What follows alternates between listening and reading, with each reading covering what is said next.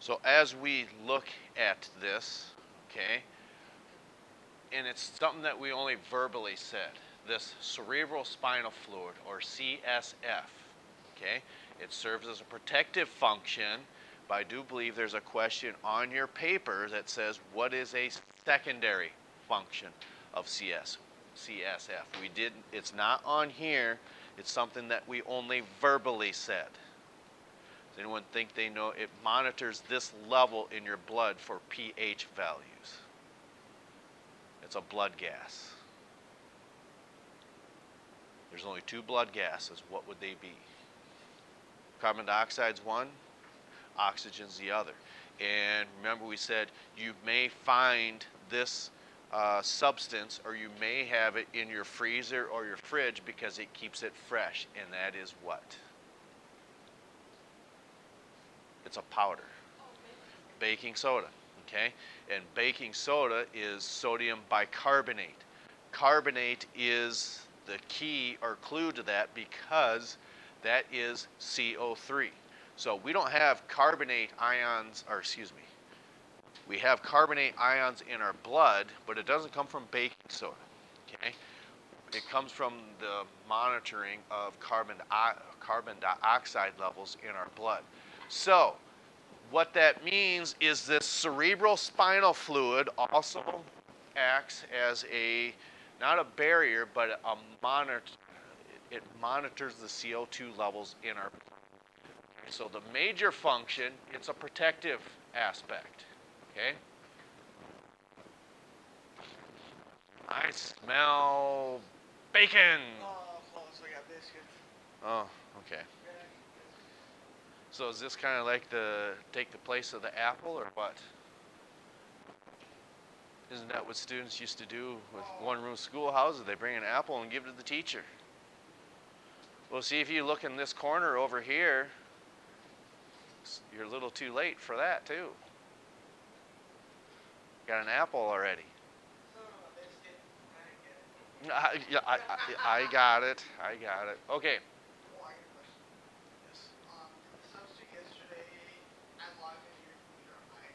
Okay. No. I was wondering why things were all shut down. Because all the documents and files I had open were all closed. When I opened it, it was already locked out. So she didn't log mine. She would put a connector. Okay. Or next tower. Okay.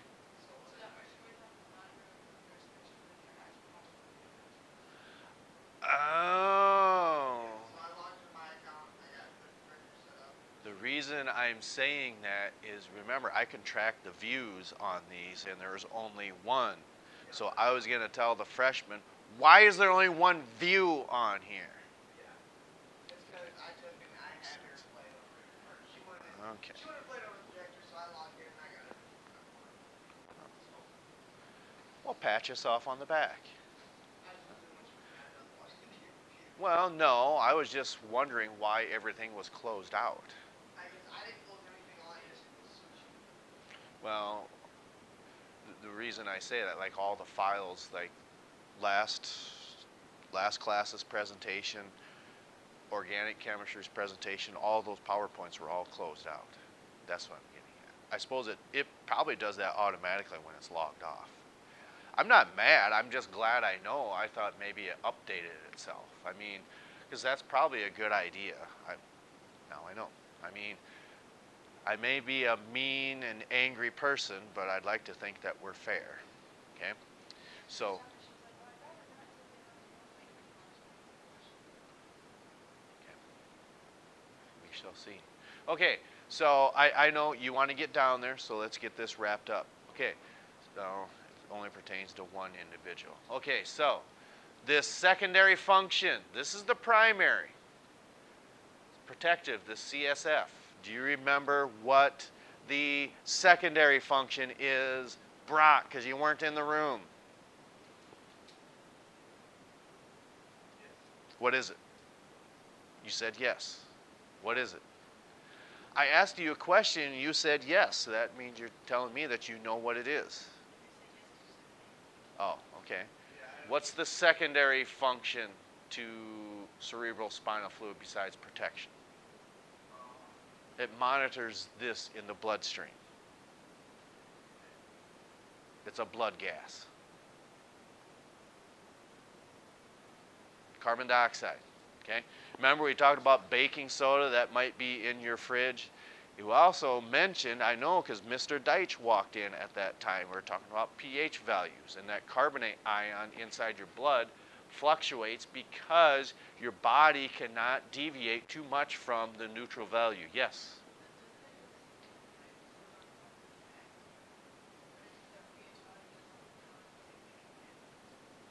It has to do with the Kelvin cycle because that does carbon dioxide fixation. A lot of people have the misconception that, oh, these are the dark reactions, so they take place at night. No, you have to have the light reactions take place first to go through the electron transport chain, through the photosystems, and then later on, through the Kelvin cycle, these organisms, plants, can produce sugars with the amount of carbon dioxide that they take in. Yes, that is correct. Okay.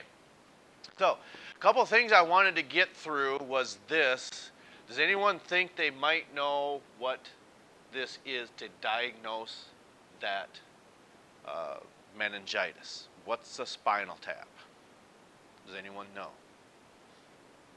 Well, you're getting a sample, yes. A sample of the cerebral spinal fluid. And there's only one way to get that. They will stick a needle in you. Does anyone just shriek or just go, oh, and they hear the term needle? Okay. So I really, okay, this would probably do it justice. Okay. How many of you have had dental work done where the dentist had to take a numbing agent, inject it into your gums, and of course that's going to hurt a little bit too. But if you did not have that, as they're grinding that down, it's really going to hurt. Okay, that's just a tiny needle, probably about the size of something about like this, probably about the same diameter, same length as just the pencil lead that I've, or graphite that I've sent outside. That's probably all the further, probably not even that much that would get injected into your gum line. With a spinal tap, on the other hand, this would be injected into this region right here. Yes, it would be injected into your, just as a numbing agent, but then what would happen, the next needle that you would see would be this one, probably about this long. And when you're talking about gauges of needles, it's the same as wire.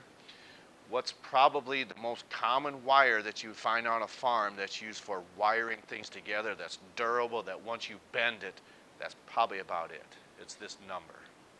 It's number 9 wire. So when you're looking at number 9 wire, that's the same gauge as the needles, I believe. So just picture like your 9 gauge wire is probably about the same size as the 9 gauge needle that would be stuck this long inside your back, okay, because it's taking a sample from there. Okay, so I want to do this one, and then we're just about done. I wanted to get this wrapped up before you left. Okay, so this is no surprise. Structure of the spinal cord extends from the brain through the foramen magnum. That doesn't mean anything to you right now. That's at the base of the skull.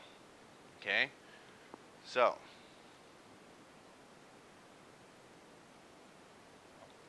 did we go over this already?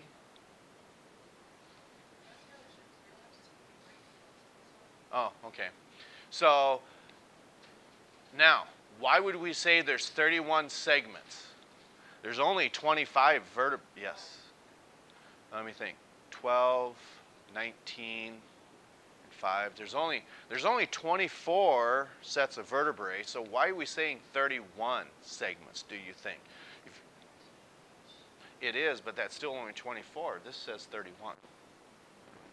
Why would that if you know anything about human anatomy, what happens as you get down from your cervical vertebrae, there's 7. You've got 12 thoracic vertebrae. How many lumbar vertebrae do we have, do you think? 5. So you take the 12 and 5 is 17, and then the 7, that's 24. Where are these other 7 coming from? What's part of your pelvic region down here? Starts with an S. You may have discussed that in health class, maybe, I don't know. Part of the skeletal system. It's actually your sacrum, because your coccyx is your tailbone. So then you have some of these other spinal nerves that are going through your sacrum, and we'll discuss that a little more later on in this course in the spring semester. Yes?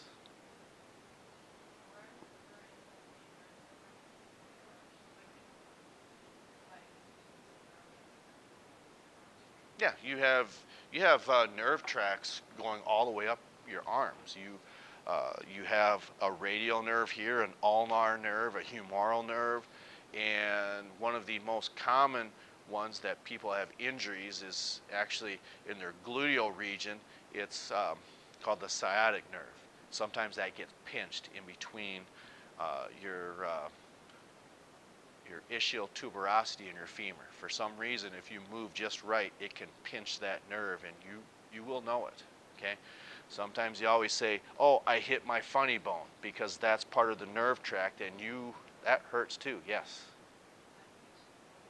Sciatic.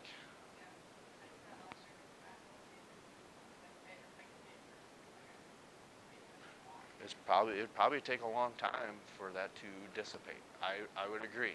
Okay.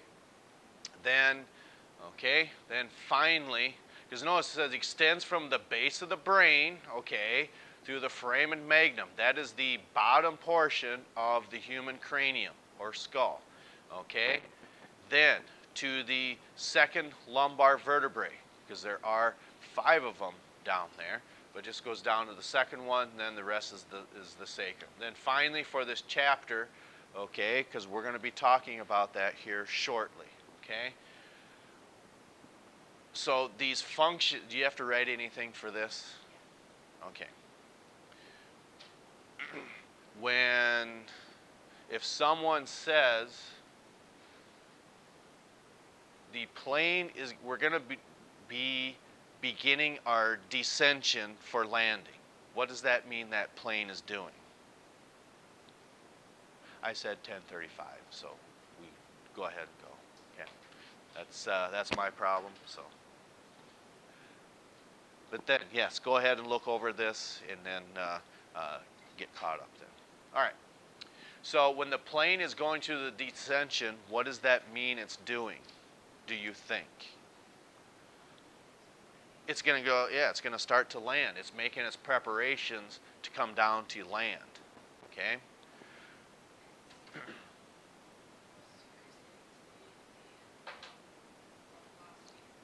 Right, it's got to do that. Everything you're saying is correct, because I don't know, at altitude, a plane is probably moving at 500 miles an hour, I believe. But then once you're making your preparation for, like what you had mentioned, is altitude needs to decrease. In order to do that, the plane needs to slow down as well. Probably down to a speed of, I'm guessing, because I don't know, probably down to a speed of probably well over 100 when it hits the tarmac. And then, has anyone not flown in here? I mean, I didn't take a flight until I was in college. Okay, so for some people, you know, myself included, I never flew till I was in college. But what happens is it seems like you hit that tarmac pretty hard, but then all of a sudden, what the pilot's going to do is put the burners on, and not reverse, but just kind of slow them down and move in the opposite direction, maybe, as to slow that plane down. A little bit of some brakes as well. But when we say something ascend to the occasion, that means go up. When something descends, like that plane, it's coming down. The reason that is important is because of this. Okay? It can be a temperature signal or pain or any type of input that if it's going to the brain, it's ascending, okay? So if there's an outgoing response, that goes through the descending tracts, okay? And I believe on that chart that was given to you that has arrows pointing up and pointing down, okay? You may want to get that out because we're going to show you something that I saw on the news this morning that this would pertain to.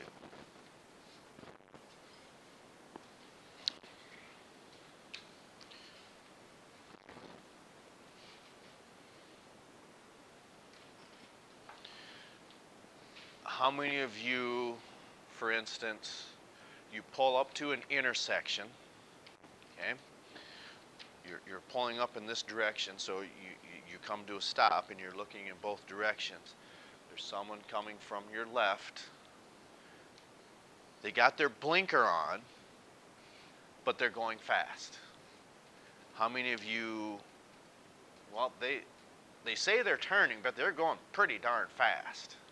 How many of you just wait to make sure that they're turning? Well, I will stand at stoplight until I make sure that they're either slowed down or they're just until they're passed. Okay.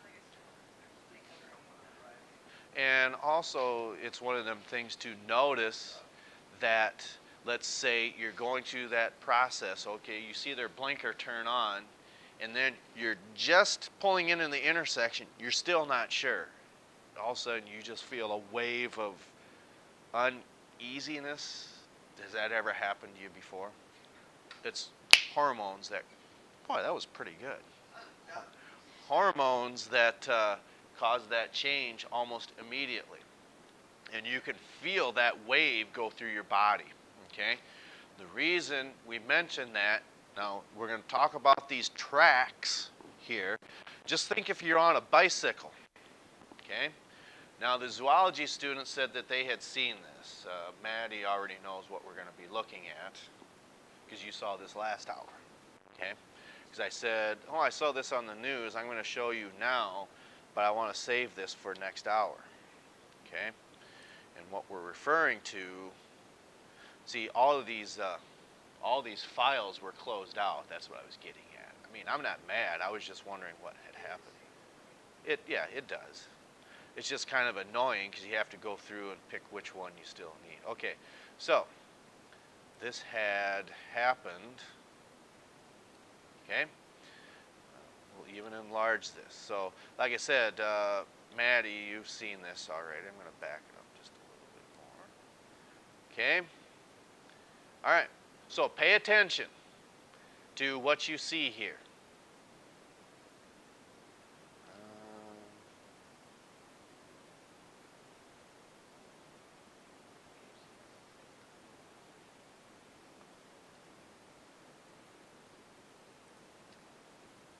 Is that, oh, that plays.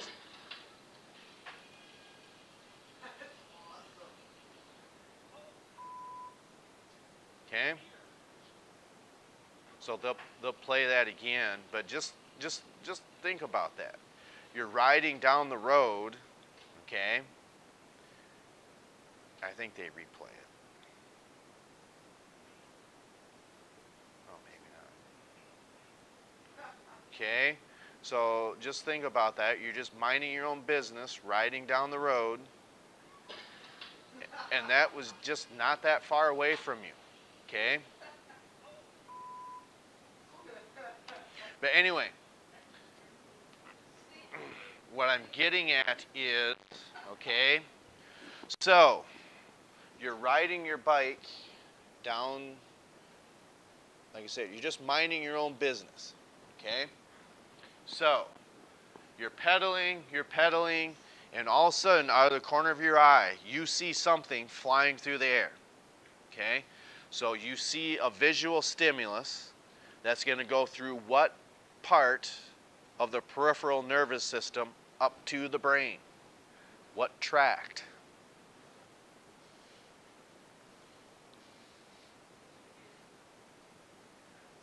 It would be going through your ascending tracts, okay? Also, what happens, look further to the right. We talked about visceral receptors. Chances are, whether that is someone that was in that car or on that bike, what's probably going to happen to a response to what they see, like a visceral response? What's their adrenal gland probably going to do? Right, okay? So all of a sudden you're going to feel that wave go through where your heart rate increases just like that. And that's going to happen until another hormone breaks that cycle. But just think, like I said, this would be an application where we want you to know and understand how to use that chart, okay? Because the flight or fight response, what part of the central nervous system is that? Your autonomic nervous system, because you don't have to think about it.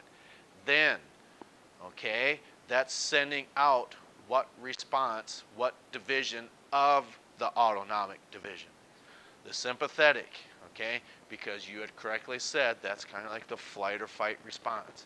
So through your visceral receptors and through your ascending tracts, you see visual information coming in, okay, and what happens in outgoing response gets sent not only through your autonomic nervous system, but also your peripheral one, because what our autonomic nervous system can do is keep us out of harm's way as well.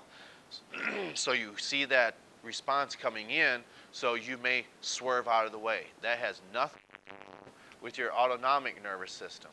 Now you're talking about your somatic, which is what? Somatic division controls what? If you don't know, look. No. Somatic. That's the autonomic division. But what's the somatic? Exactly. That's right. Okay.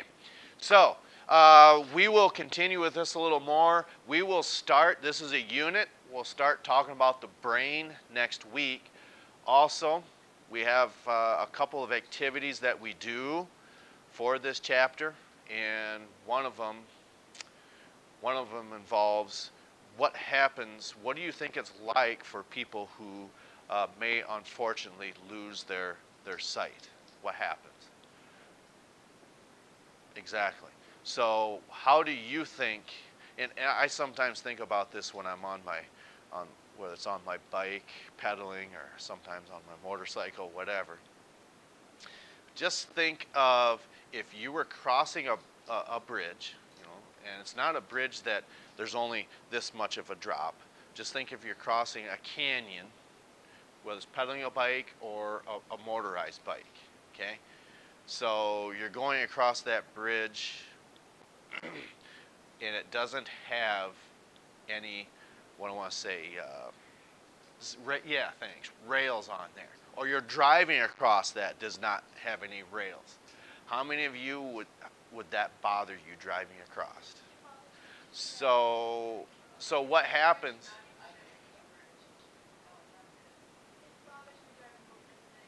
Which bridge is it? Oh, really? Oh, okay. What about, how many of you have been to Yankton, the bridge that crosses the Missouri? Okay, that's quite large, long, and high. But just think, you're driving across it. It's got the rails on there, so that gives you a sense of comfort. But what about if you're going across that same bridge that does not have the rails on there? You don't think you could handle it. So chances are, why you think your brain's just not going to let you, or what? Of course you can. Okay. So the mind is a funny, well, I'm not saying funny organ, but we really don't know all the inner workings and mechanisms for the human brain, because it's not going to be the same for everybody. And that's one of the things that I think gets lost in the shuffle, is that everyone's always going to enjoy different things as we grow and develop. For instance, how many of you are looking forward to the hockey season starting and regularly go down and watch the Stampede play, if you can? If you were given tickets, would you go? Okay. But myself, I'm not a fan of hockey. I would just choose not to go. And that's the point I'm getting at, is people enjoy different